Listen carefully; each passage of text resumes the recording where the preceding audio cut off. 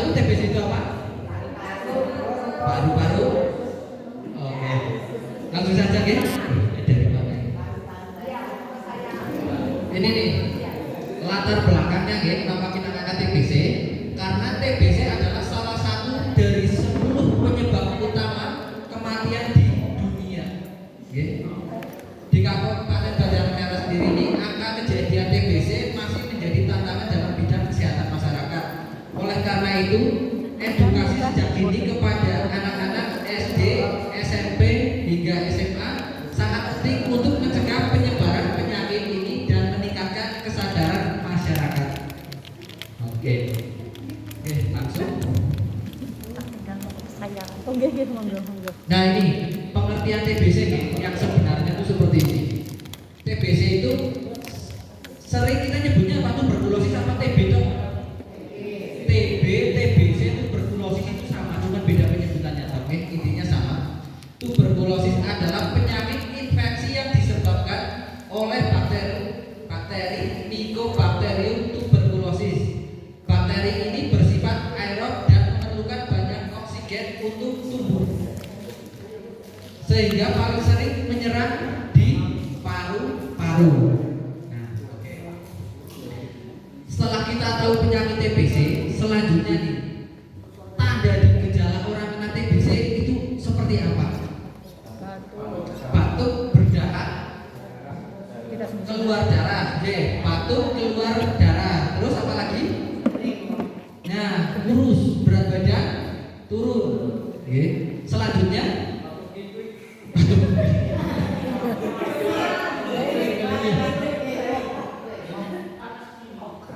bisa jadi intinya ada batuknya ya, tapi kalau batuk gigi boten. Yang lebih khas lagi biasanya, yang khas banget ketika orang seperti ini nih TB gitu. Batuk, berdahak, keluar darah. Satu itu betul. Terus batuk kering kayak gitu.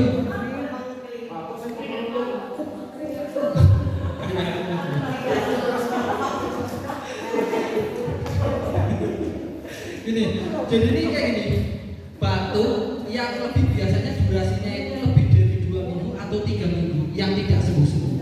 Itu khas banget. Kalau udah batuk biasanya 1 minggu kan ada ya, 2 minggu sembuh. Tapi ketika dia lebih dari 2 minggu atau 3 minggu, dia itu udah kemungkinan besar masuk ke TBC. Oke, next. Nah ini, yang pertama itu batuk lebih dari 2 minggu. Yang kedua batuk bercampur darah. Selanjutnya ada demam ringan yang berlangsung lama, kayak pria tapi orang mari-mari, gerges terus-terusan. Selanjutnya ini penurunan berat badan. Nah, kadang meskipun orang nggak batuk, tapi ketika dia berat badannya turun terus, itu wajib dicek. Ya karena apa namanya, TB itu sebenarnya bukan cuma di paru-paru, nggak cuma nyerang paru-paru, bisa organ lain. Makanya kadang ada orang nggak batuk pun dia kena TB. Pernah nggak ada di daerah jenengan? Ini di daerah jenengan ada nggak yang pernah kena TB? Pernah nggih Pak ya? Nah, itu ciri khasnya gimana Pak Ibu? Batuk terus gitu. Keluar darah. Sampai pengobatan itu Pak, sudah pengobatan. Terus berat badannya tuh nggak kurus nggih Pak nggih. Saniki pun gemuk malih Pak. Pun nggih. Nah nggih seperti itu. Ciri khas tanda-tanda penyakit TB itu seperti itu. Terus ada berkeringat di malam hari tanpa aktivitas berat atau tanpa aktivitas. Kalau malam hari Pak, kita orang atau apa sih aktivitas normal nggih, kita berkeringat. Tapi kalau cuma duduk atau tidur kok berkeringat, itu ada tanda gejala TBC. Mungkin orang dulu mengaitkannya dengan ini. Ketika telapak tangan kita basah, jadi paru-paru basah. Buat paru-paru itu. Selanjutnya. Itu yang dimaksud keringat itu sebagian atau Keseluruhan Pak. Ya, biasanya berkeringat keseluruhan. Terutama biasanya paling sering muncul tuh yang pertama di badan ya, terus biasanya sampai ke kepala seperti itu. Terus ada keluhan nyeri dada dan sesak nafas. Satu lagi ada penurunan nafsu makan. Ngaling-ngaling ya. Oke, lanjut. Nah, ini nih yang saya maksud tadi. TBC itu nggak cuma nyerang paru-paru, tapi emang umumnya di paru-paru karena dia bakteri aerob. Bakteri aerob itu apa? Aerob berarti yang membutuhkan oksigen. Nah, makanya dia sering bersarangnya di paru-paru. Nah, ini TBC juga dapat menyerang organ lain di luar paru-paru seperti kelenjar getah bening. Nah, di sini bisa diceritain ini. Misalkan ada orang dengan benjolan, biasanya kalau nggak di leher, di ketiak itu paling banyak. Kalau nggak di leher itu di ketiak. Udah udah periksa, udah dapat antibiotik, tapi masih belum sembuh aja. Itu bisa kemungkinan paru-paru. Paru-paru TBC kok paru-paru. Bisa kemungkinan TBC. Jadi dimanapun tempatnya, kalau kuman TBC itu menular, maka itu dikatakan TBC, tergantung tempatnya, ya. Yang pertama misalkan di kelenjar getah bening berarti TB kelenjar. Terus kalau di ginjal namanya ya TB di ginjal, kalau di tulang TB tulang, di otak, di usus. Tapi yang sering banget yang pernah ada di Wanayasa itu TB paru, udah pasti. TB kelenjar. TB kelenjar sekarang malah makin banyak, Pak. Dari tadi yang dijelaskan oleh Pak Putri, ya, dari 12 pasien itu yang TB paru cuma berapa tahu nggak? Cuma 5. Yang lain itu menyerang organ lain.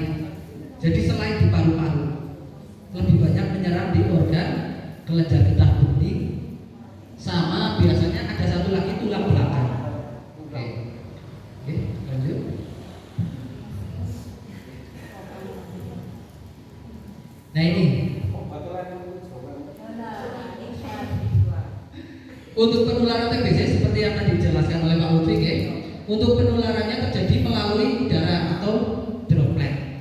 Itu yang TB paru, ya. Terus ini penularannya itu saat penderita batuk, bersin, bahkan cuma berbicara, bakteri TB akan ikut keluar melalui lendir tersebut dan terbawa ke udara. Bakteri yang terbawa ke udara bisa bertahan berjam-jam sebelum akhirnya terhirup oleh orang lain. Nah, ini yang ngeri ini. Ketika dia di udara terbuka yang terpapar matahari, bakteri TBC itu bisa bertahan berjam-jam, mungkin bisa sampai 6 jam. Jadi ketika misalkan nih ada orang batuk, misalkan di sini tertutup, ya, ini tertutup terbuka. Ini terbuka di sini, kayak kita batuk dulu. Orang udah pergi, tapi dropletnya masih berterbangan ke hidup kita, itu kita bisa ketularan. Dan yang ngeri lagi itu di tempat lembab, biasanya untuk di kamar tidur yang nggak pernah dibuka ventilasinya, udaranya lembab, itu kuman TBC bisa bertahan sampai berbulan-bulan. Ya, bisa berbulan-bulan, itu yang bahayanya itu.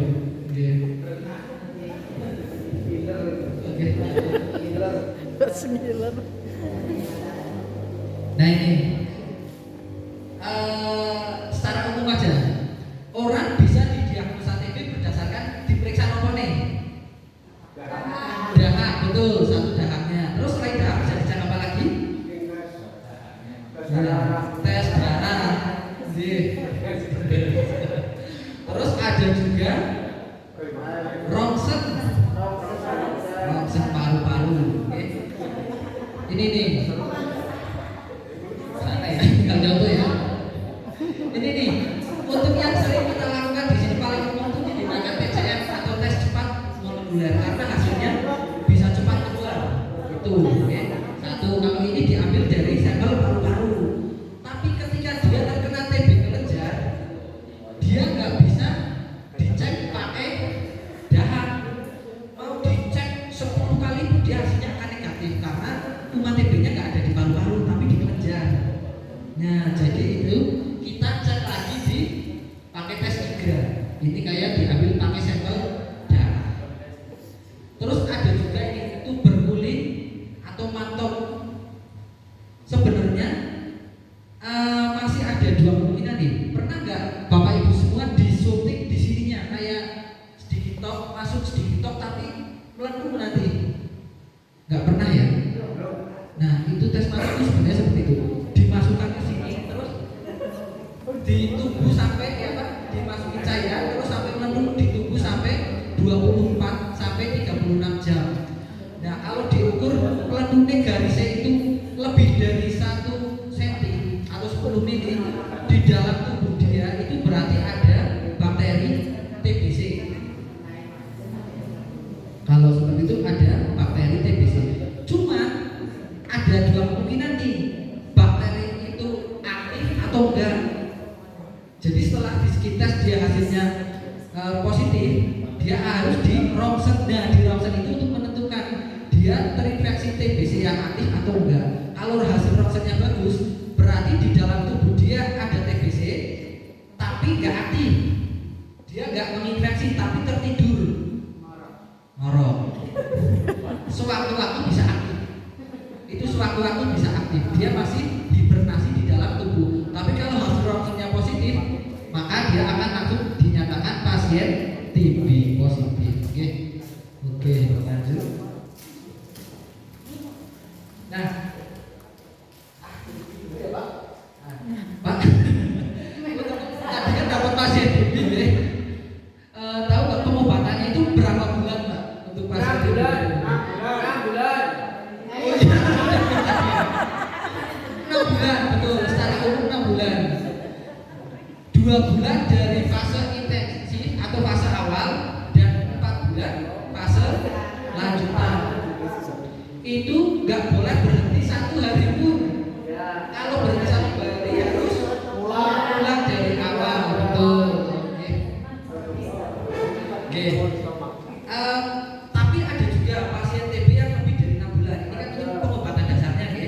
Nah, pertama 6 bulan dicek lagi, kalau hasilnya masih positif biasanya ditambah 3 bulan jadi 9 bulan. Nah, ini nih, untuk kasus TBC yang lebih parah ada yang namanya resisten obat. Resisten obat itu obat TB itu terdiri dari 4 bahan, biasanya 4 formula ya. Nah, ketika biasanya untuk pasien tersebut dicek udah resisten sama 4 obat ini, jadi pakai obat ini udah nggak mempan, namanya pasien TB RO atau resisten obat. Nah itu pengobatannya tahu nggak berapa lama? Berapa? 24 bulan, betul. TB RO itu pengobatannya 2 tahun, nggak boleh berhenti dan resikonya lebih tinggi. Di tempat kita tuh ada pasien TB RO, ada 1 sekarang masih pengobatan, 1 meninggal dunia, 2 udah sembuh, dan sekarang 1 masih lanjut. Di wilayah kita ada 1. Oke, lanjut. Nah ini untuk pencegahan TBC, yang jelas yang pertama Pak dari dasar itu vaksin BCG. Vaksin BCG. Kira-kira udah divaksin BCG semua belum ya? Halo? Oke, betul. Oke. Atau sih browsing atau bisa ya Pak? Jadi kuman apa namanya BCG itu biasanya diberikan pada bayi baru lahir. Biasanya sih kelenu di sini nih. Nah kalau cek, kalau jenengan di sini ada jaringan parut kayak bekas luka, berarti udah pernah. Nah udah pernah semua itu berarti udah divaksin BCG.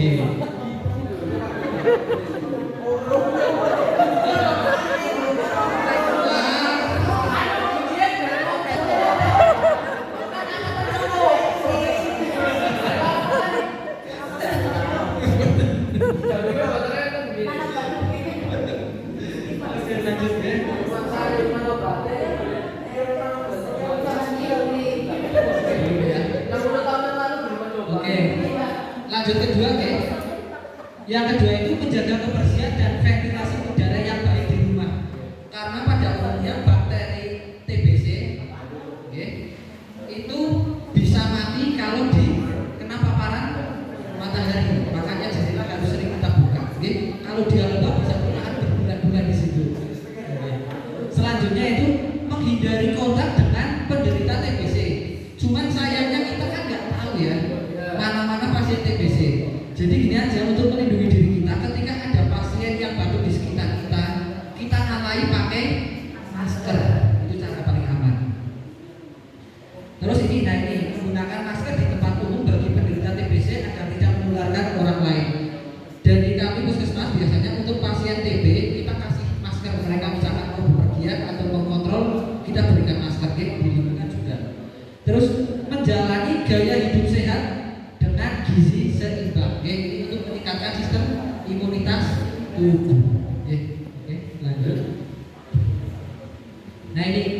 yang terjadi pada penyakit TBC. Yang pertama itu kerusakan paru-paru permanen. Jadi ketika orang udah kena TBC, itu untuk pulihnya susah seperti semula. Pasti tetap aja ada gejala sisa. Itu.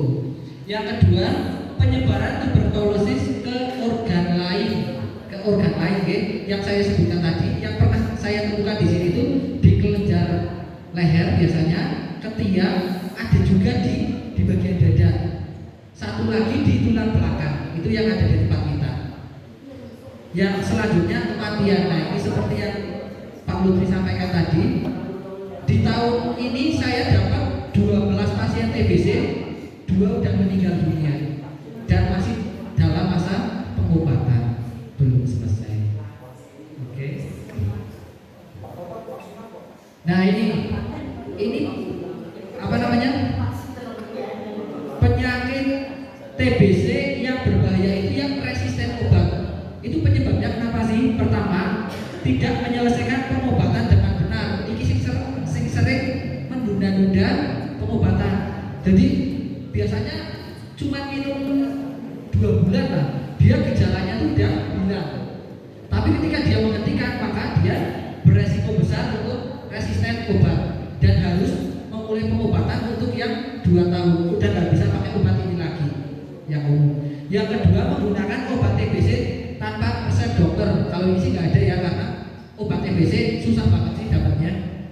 Selanjutnya ini infeksi oleh strain bakteri yang sudah resisten. Berarti ketularan pasien yang dia sudah didiagnosa TB resisten obat yang sedang pengobatan 2 tahun itu, ketularan langsung dari pasien tersebut. Nah, ini untuk pengobatannya yaitu menggunakan regimen obat ini kedua yang lebih lama dan kompleks yang saya bilang tadi, 24 bulan.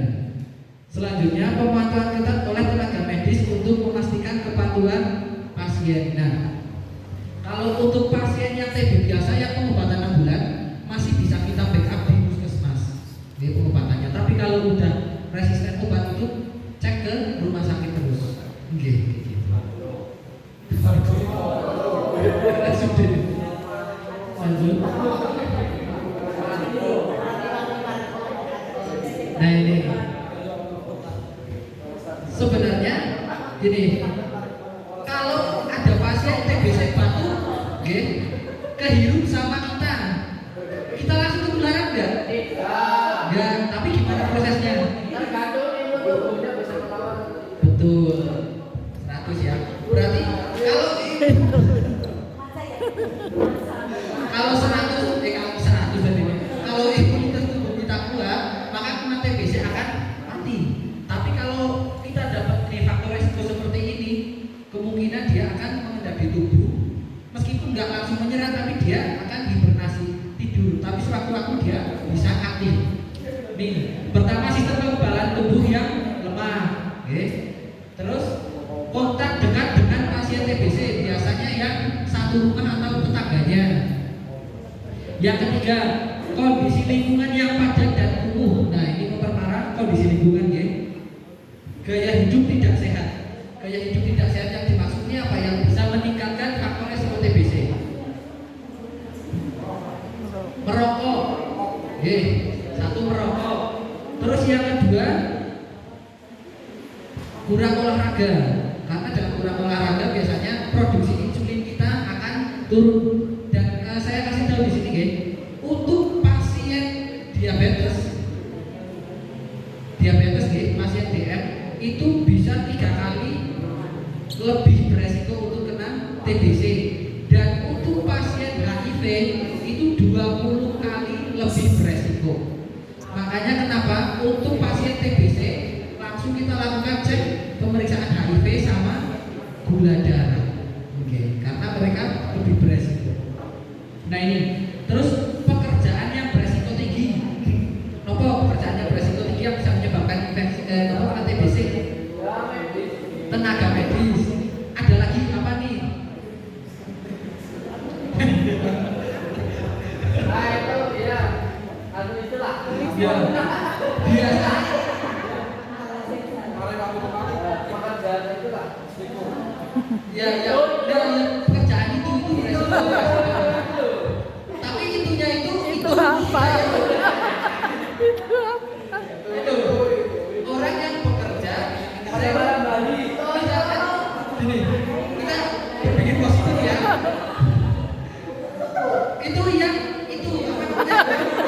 Ya, saya pikir